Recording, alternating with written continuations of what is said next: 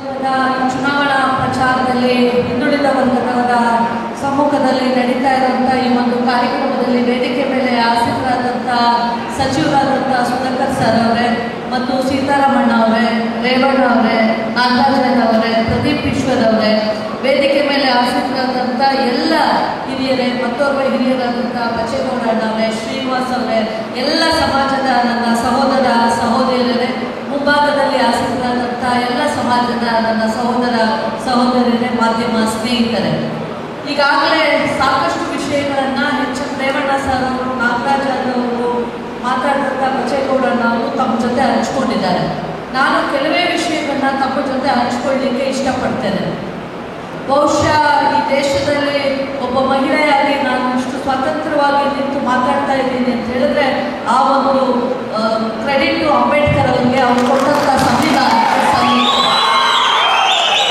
ಆ ಸಂವಿಧಾನವನ್ನ ಉಳಿಸಿ ಇಷ್ಟು ದೊಡ್ಡ ದೇಶದ ಈ ಪ್ರಜಾಪ್ರಭುತ್ವವನ್ನ ಕಾಪಾಡ್ತಾ ಇರುವಂತ ಪಕ್ಷ ಯಾವಾಗಲೂ ಇದ್ರೆ ಅದು ಕಾಂಗ್ರೆಸ್ ಪಕ್ಷ ಮಾತ್ರ ಅನ್ನುವಂಥದ್ದನ್ನು ಕೂಡ ನಾವು ತಿಳ್ಕೋಬೇಕು. ಇವತ್ತು ನಡೆಯುವಂಥ ಚುನಾವಣೆ, ಈಗ ತಾನೇ ನಮ್ಮ ಸಹೋದರರಂತ ಮಾತಾಡ್ತಾ ರಾಮ ಮತ್ತು ರಾವಣ ಅಂತ ಹೇಳಿ ವ್ಯತ್ಯಾಸಗಳನ್ನು ಹೇಳಿದರು. ಖಂಡಿತವಾಗಲೂ ಒಬ್ಬ ಯುವಕ, ವಿದ್ಯಾವಂತ ಯುವಕ, ಸಜ್ಜನ ವ್ಯಕ್ತಿತ್ವವುಳ್ಳಂಥ ಯುವಕ ನಮ್ಮ ಪಕ್ಷದ ಅಭ್ಯರ್ಥಿಯಾಗಿ ಇವತ್ತು ಪಕ್ಷ ಆತನಿಗೆ ಟಿಕೆಟನ್ನು ಕೊಟ್ಟಿದೆ. ಇಲ್ಲಿ ಹಿಂದುಳಿದ ವರ್ಗದವರು ನಾವೆಲ್ಲ ಸಾಕಷ್ಟು ಸಮುದಾಯದವರು ನಾವು ಇಲ್ಲಿ ಸೇರಿದ್ದೇವೆ. ಇಡೀ ರಾಜ್ಯದಲ್ಲಿ ಒಬ್ಬ ಹಿಂದುಳಿದ ವರ್ಗದವರು ಮುಖ್ಯಮಂತ್ರಿಯಾಗಿ ಇವತ್ತು ಆಡಳಿತವನ್ನು ನಡೆಸ್ತಾ ಇದ್ದಾರೆ ಮತ್ತು ಟೀಕೆ ಟಿಪ್ಪಣಿಗಳು ಹಲವಾರು ಬಂತು. ಈ 5 ಗ್ಯಾರಂಟಿಗಳನ್ನು ಕೊಡ್ಲಿಕ್ಕೆ ಸಾಧ್ಯನೇ ಇಲ್ಲ ಅಂತ ಹೇಳಿ, ಆದರೆ ಅದು ಸಾಧ್ಯ ಆಗಿದ್ದು ಕೂಡ ನಮ್ಮಂತ ಒಬ್ಬ ಹಿಂದುಳಿದ ವರ್ಗದ ನಾಯಕನಾದಂಥ ಸಿದ್ದರಾಮಯ್ಯನವರು, ಅವರಿಗೆ ಸಾಥ್ ಕೊಟ್ಟಂತ DKಶಿ ಮತ್ತು ಎಲ್ಲ ಸಚಿವರು ತಂಡದಿಂದ ಇದು ಸಾಧ್ಯ ಆಗಿದೆ. ಇದು 2,000 ರೂಪಾಯಿ ಹೆಣ್ಣು ಮಕ್ಕಳಿಗೆ ಕೊಡೋದ್ರಿಂದ ನಮ್ಮ ಆರ್ಥಿಕತೆ ಕುಸಿತಾ ಇದೆ ಅಂತ ಹೇಳ್ತಾರೆ. ಹೆಣ್ಣು ಮಕ್ಕಳಿಗೆ 2,000 ರೂಪಾಯಿ ಕೊಟ್ಟರೆ ಖಂಡಿತವಾಗ್ಲೂ ಆ ಹಣ ಮತ್ತೆ ಮಾರ್ಕೆಟ್ಗೆ ಹೋಗುತ್ತೆ. ಇಲ್ಲ ಮಕ್ಕಳಿಗೆ ಫೀಸ್ ಕಟ್ತಾರೆ, ಇಲ್ಲ ಹಾಸ್ಪಿಟ್ಲ್ ಖರ್ಚಿದ್ರೆ ನೋಡ್ಕೊಳ್ತಾರೆ, ಇಲ್ಲ ಕೂಡಿಟ್ಕೊಂಡು ಒಂದು ಕಿವಿಗೆ ಓಲೆನೋ ಮುಕ್ತಿ ಆದ್ರೂ ತಗೊಳ್ತಾರೆ, ಅಥವಾ ಕಾಲು ಹೆಜ್ಜೆ ಆದ್ರೂ ತಗೊಳ್ತಾರೆ. ಒಂದು ಹೆಣ್ಣು ಮಕ್ಕಳಂತೂ 1 ರೂಪಾಯಿ ಕೂಡ ವೇಸ್ಟ್ ಮಾಡೋದಿಲ್ಲ. ಹೌದಲ್ಲ? ಹೆಣ್ಮಕ್ಳಾದ್ರೂ ಸ್ವಲ್ಪ ಅಲ್ಲಿ ಇಲ್ಲಿ ತಗೊಂಡು ಹೋಗ್ತಾರೆ, ಹೆಣ್ಣು ಮಕ್ಕಳಂತೂ ಅದನ್ನು ವೇಸ್ಟ್ ಮಾಡೋದೇ ಇಲ್ಲ. ಬಸ್ನಲ್ಲಿ ಉಚಿತವಾಗಿ ಇವತ್ತು ಆನಂದದಿಂದ ಓಡಾಡ್ತಿದ್ದಾರೆ. ಆದ್ರೆ ಇವತ್ತು ಬಿಜೆಪಿನವರು ಕೆಲವು ವಾಟ್ಸಾಪ್ಗಳನ್ನ ಹಾಕ್ತಾರೆ, ಎಲ್ಲೋ ಒಂದು ಕಡೆ ಬಸ್ ಸಿಕ್ಲಿಲ್ಲ ಶಾಲೆಗೆ ಹೋಗೋ ಮಕ್ಕಳಿಗೆ ಅಂದ್ರೆ ಈ ಯೋಜನೆಯಿಂದಾನೇ ಬಸ್ ಇಲ್ಲ ಅಂತ ಹೇಳಿ ಬಿಂಬಿಸ್ತಾರೆ. ಇವರು 5 ವರ್ಷ ಆಡಳಿತ ಮಾಡಿದ್ರಲ್ಲ, ಎಷ್ಟು ಬಸ್ಗಳನ್ನ ಖರೀದಿ ಮಾಡಿದ್ರು, ಎಷ್ಟು ಹಳ್ಳಿಗಳಲ್ಲಿ ಬಸ್ಸಿನ ಸಮಸ್ಯೆ ಇದ್ದಂಗೆ ನೋಡ್ಕೊಂಡ್ರು ಅಂತ ಹೇಳಿ ಅವ್ರು ಉತ್ತರ ಕೊಡ್ಬೇಕಾಗುತ್ತೆ. ಅದಲ್ಲದೆ ಒಂದು ಕಡೆ ದೇಶದಲ್ಲಿ 10 ವರ್ಷಗಳ ಕಾಲ ಆಡಳಿತವನ್ನ ನಡೆಸಿ ಈ 10 ವರ್ಷಗಳಲ್ಲಿ ಕೊಟ್ಟ ಮಾತುಗಳನ್ನ ಯಾವ್ಯಾವನ್ನ ಈಡೇರಿಸಿದ್ದಾರೆ ಅಂತ ಹೇಳಿ ಮೊದಲಿಗೆ ಹೇಳಿದ್ರು, ಪೆಟ್ರೋಲ್ ಬೆಲೆಯನ್ನ ಕೇವಲ 6 ತಿಂಗಳಲ್ಲಿ ನಾನು ಇಳಿಕೆ ಮಾಡ್ತೀನಿ ಅಂತ ಹೇಳಿ. ಸಾಧ್ಯ ಆಯ್ತಾ? ಸಾಧ್ಯ ಆಗಲಿಲ್ಲ. ಮಾರ್ಕೆಟ್ನಲ್ಲಿ ಡಾಲರ್ 83 ರೂಪಾಯಿ ಇದ್ರೂ ಕೂಡ ಬ್ಯಾರೆಲ್ಗೆ ಡಾಲರ್ ಇದ್ರೂ ಇವತ್ತು ಪೆಟ್ರೋಲ್ ಬೆಲೆಯನ್ನ ಇಳಿಸಲಿಕ್ಕೆ ಸಾಧ್ಯ ಆಗಲಿಲ್ಲ. ಅದಲ್ಲದೆ ಗ್ಯಾಸ್ ಬೆಲೆ, ಇದನ್ನು ಹೆಣ್ಣು ಮಕ್ಕಳು ಚೆನ್ನಾಗಿ ಅರ್ಥ ಮಾಡ್ಕೋಬೇಕು. 405 ರೂಪಾಯಿ ಇತ್ತು ಗ್ಯಾಸ್ ಬೆಲೆ, ಇವತ್ತು 1,100 ರೂಪಾಯಿ. ಕಳೆದ ಚುನಾವಣೆಯಲ್ಲಿ ಮಾತ್ರ 200 ರೂಪಾಯಿ ಅದಕ್ಕೆ ಕಡಿಮೆ ಮಾಡಿದ್ರು. ತದನಂತರ ಮತ್ತೆ ಅದೇ ಇದಕ್ಕೆ ಬೆಲೆಗೆ ಬಂದು ಕೂತ್ಕೊಳ್ಳುತ್ತೆ.